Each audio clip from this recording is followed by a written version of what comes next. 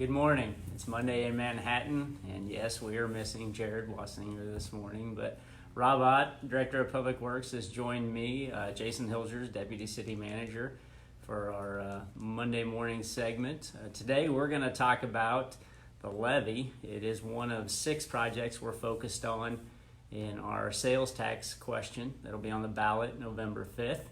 It's the 0.3% raise that'll take our potentially our existing sales tax rate at 8.95 to 9.25. Let's just jump right into it, Rob, and talk about the levee. We've got about a $35 million project. A big portion of that is coming from the federal government. We do have a local share, but if you could just briefly describe the improvement and the process that has led us to this point. So back in 1993, when we had the actual flood event, the levee was supposed to perform at a certain level. Unfortunately, the releases and the elevation of water didn't really match the manuals of the Corps of Engineers for the original design from the 1960s. So, I started in 2005. There was a study that was kind of in advance of the feasibility study that occurred between 1993 and 2005. And then in 2005, we entered into a design contract or a feasibility study with the Corps of Engineers. And that took us through 2005 and 2014, where it actually looked at, okay, how is the levee supposed to perform in terms of releases? Because Tuttle Creek and the levee are supposed to work together. So at the conclusion of 2014, there was actually, I believe, 5 different plans that were looked at in that feasibility study. And the plan that they elected to go to was kind of increasing the reliability and the protection of the city of Manhattan. We have some core functions downtown, water treatment plant, wastewater treatment plant, numerous schools, the post office for all of Manhattan. And there's obviously a population as well as an economic commercial center as well. So that analysis basically said there's deficiencies in our system. The weakest portion of the deficiency is the Big Blue system, which starts at Hayes Encasement and runs to the confluence of the Kansas and the Big Blue River. That is probably our weakest portion of the system. And it's not just the height of the levee, it's also the geotech structural strength of the levee as well. So the improvements, kind of a long-winded answer to your question, there's improvements not only in terms of raising the height of the levee, but there's also geotechnical improvements to the levee, such as relief wells, stabilization berms, as well as improved gate well structures. There's a number of outlets that release water into the Big Blue and the Kansas River through the levee, and those penetrations or outlets, because the levee's going up, the age of the existing structures, those are going to be removed and replaced with more modern and higher factors of safety. So it's a combination of not just height, but it's also making it stronger. Yeah, let's talk about that a little bit, because we've got the levee that obviously functions when the water on the Kansas River and the Blue rise. But when we get a lot of water dumping in the watershed, that Manhattan is kind of the bottom end of that bathtub, that levee functions as a potential to hold that water in. We have certain gates and pumps along that levee that are aging. The infrastructure is old. And with this levee project, we'll be improving those betterments and those access points to the river. You have a question? We do have a question. So this is one that I've heard before as well, but the question is, raising the levee is going to put more homes in the Northview area in the flood zone. Is that correct? No, actually, so when you look at the releases and the size of events, there's a chapter in the feasibility report on induced damages. And there's a map that's color-coded in terms of increased depth of water because of the raising of the levee. I think we've provided those links before, and we certainly after this we can provide those links and where those chapters are. There are there are homes that will already be wet, and the highest depth of increase is 5 inches. So when you look at the maps in terms of what is inundated, again, these are releases greater than 1993. One of the big fallacies is that 1993 was a 500-year event or a 100-year event. That's not true. 1993 was only a 75-year event, a one chance out of 75 of that precipitation and that rate of precipitation of that release. The events that we're talking about in terms of protection, we're talking about a 1 in 300 or 1 in 200 type level of protection. So it's an excellent question. It is something that has come up again. It was examined in the feasibility, and again, there's a chapter actually on that, and there's actually a map that shows those depths. Unfortunately, those folks that are in Northview in those large releases are already wet, and their increased depth, they're already going to have feet of water inside their homes or their structures. The greatest depth is 5 inches, and as you go further north, it continues to decrease as you go further north. But it is an excellent question. So, and it has come up a lot, and we hear a lot of different stories and interpretations of that improvement and how it will impact Northview. Clearly, the levee stops at Hayes and Casement, and it's not extended north. There are a lot of conversations, Rob, Right. about why don't we just build the levee to continue on around and encompass that Northview area. It's something that the federal government has weighed in on. We've given it a cursory look and realized that's not something they're going to participate in. Correct. That's probably the biggest distinction, is that it's not that we can't build a levee, just we, the city of Manhattan, would have to fund that solely on our own. The Corps of Engineers was not interested in participating in a new levee to the north.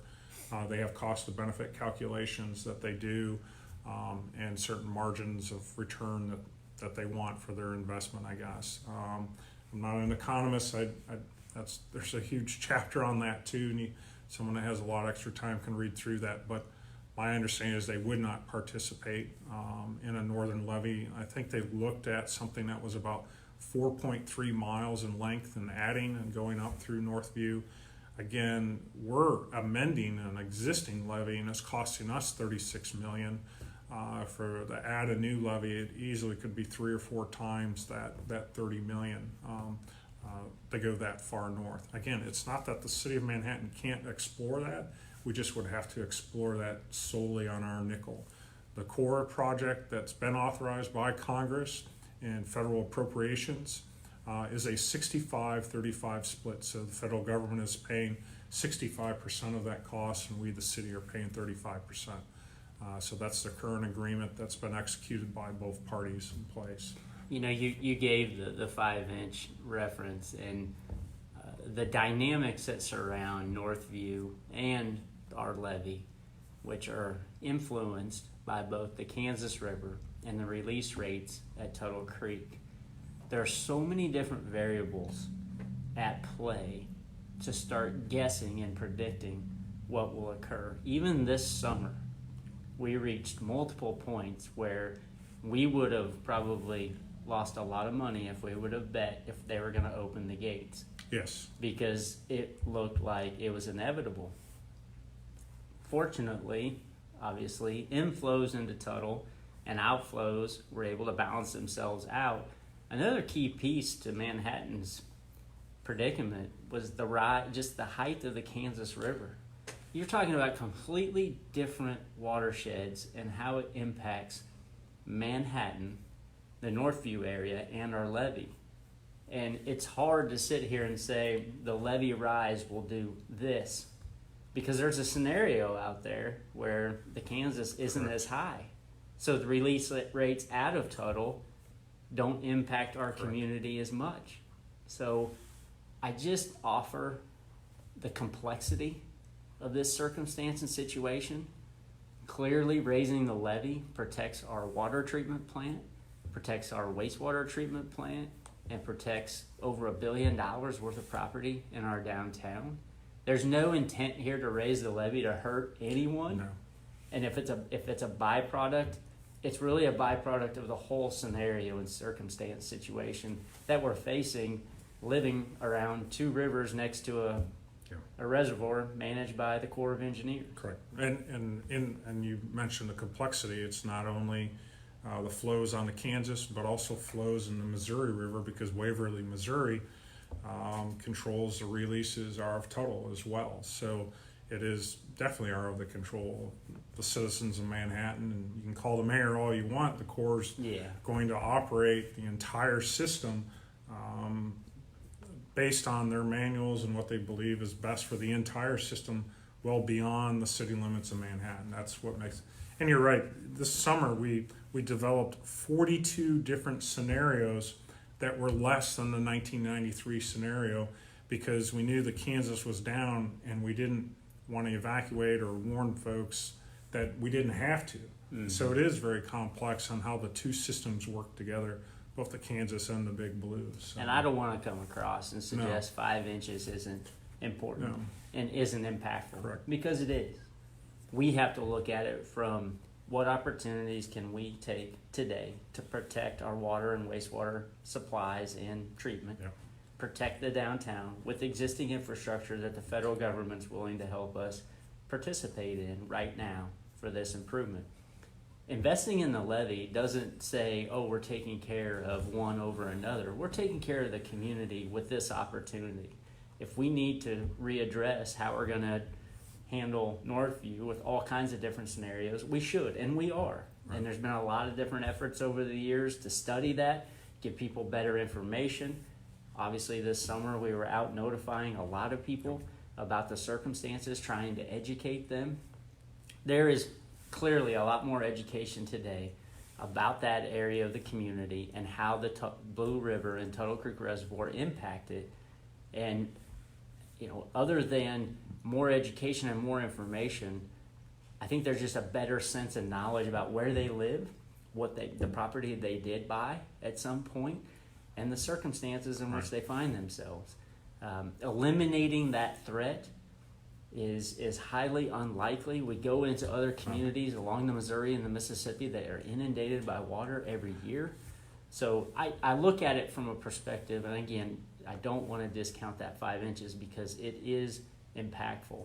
But when we look at the rest of the improvement and what it can do for the community, how can we look at this opportunity and let it go by? Yeah, and you make a good point too. I want to be careful that everyone understands the levee has certain design limits. This improvement, when you talks about reliability and risk, this just helps reduce our risk. It doesn't eliminate our risk. There are scenarios out there that Tuttle can release 600,000 CFS, which could easily exceed our levee, even with the improvements that are proposed. So there are scenarios, and certainly there are tons of levees all along the Missouri that failed this year. So I'm always cautious to say that this is going to flood-proof our levee and make us ultimately protected against all scenarios. That's not true. There are scenarios out there that can still exceed even what we're doing. It does help increase our reliability, and that's probably the most important thing, especially considering the age, the original design parameters, and the original safety factors that were used in various structures and components of the levee. Is improving that reliability and increasing our chances of not having a catastrophic failure that would threaten a number of critical facilities. I remember just a few years ago, we had a power outage at the water treatment plant. I want to say it was 2 or 3 years ago. And we had to issue a boil water order for the entire city. And the amount of panic, we had people pushing and shoving for cases of water in Target and Walmart because they were afraid to drink their water at home. We had literally only lost power for a few hours early in the morning during the summer when all the irrigation systems were on. So that, some folks are saying, well, you're being fear mongers. Well, we're really not. It's a scenario that's actually happened in Manhattan, and we saw what happened just in a few hours.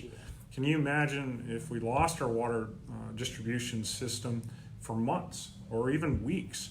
You're going to have to go to your local elementary school that your child's assigned to pick up your water every 2 days with your neighbor, because we're not going to be able to distribute water via our water distribution system safely to your faucet per year family to drink, cook, and bathe and clean. And that's one of the big components that we're trying to protect. And I really do try to take a perspective of infrastructure invested in the past that needs to be rehabilitated and revitalized today. And clearly a substantial investment was made in the 1960s. And here we are, 60 years later, in a position where we need to reinvest in this infrastructure. And I don't necessarily look at this as winners and losers by this Right. investment, but looking at this investment has been established. It needs to be reinvested in. It doesn't mean there aren't other areas of the community that couldn't stand for some improvements that'll help with storm drainage. But this is the federal opportunity for us at Right. this point to take advantage of. Yeah, that's a great point. The history of Manhattan stormwater really didn't start until 1995 when the first stormwater management master plan was created and established. There was no guidelines for detention. There was no guidelines for runoff rate. There was numerous things that were not established. What should be enclosed in a pipe? What can be allowed for an open drainage ditch? So there were all sorts of subdivisions that happened between 1995 and the creation of Manhattan when it was originally founded. And there are all sorts of areas in this community that don't have detention ponds. Since the 1995 report, there's been the East Side Drainage Study, there's been the Northview Drainage Study, there's also been the Downtown East Watershed, which we did in anticipation of the levee because we had to know what betterments, what improvements did we need to make in terms of penetrations to the levee. So those outlets that we talked about earlier could be the correct size.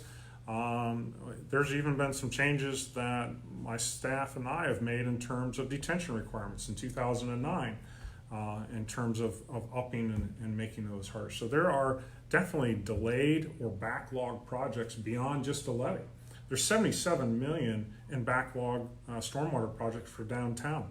That doesn't include everything that's been identified in Northview or East Side Drainage Study that we're still trying to accomplish. And again, the only funding source we have is the stormwater rate. The stormwater rate isn't sufficient in terms of how much revenue that it generates to do this. So that's one reason why we're a little bit on the hook with the Corps of Engineers. We're going to do this project. How we pay for it will be considered, I guess, in essence, by the voters, and at some point, the commission will have to ultimately decide. So. And it comes back to our comments about the financing at the beginning. $35 million project. 13 million of that is going to be 13 to 15 million Right. of that will come from a local source. If you just look at a mill levy increase, it's well over $1 million just to provide the funding for this for a 20-year debt service. The sales tax clearly can supply a revenue stream to offset that levy increase in the event it's passed. We're in a unique position to ask the voters to weigh really the option here of either increasing their mill levy and their property taxes or going to a sales tax to help pay for that debt service. 72 and 80, we established the permanent 1 cent, half cent each year, and it's been 39 years since we've done that. So we've got some potential here. The community is going to consider that as we move forward. The .3 levy is a big part of that. There are 5 other projects, and we will highlight those in the weeks to come. Any other final comments for us today, Rob? Well, the good news is Tuttle Creek is less than 50% full today. Not that I checked first thing this morning. That's good. But stormwater and flooding has certainly been a problem for the community for some time. Obviously, even with the creation when the city was founded, it was founded at the confluence of 2 major river systems.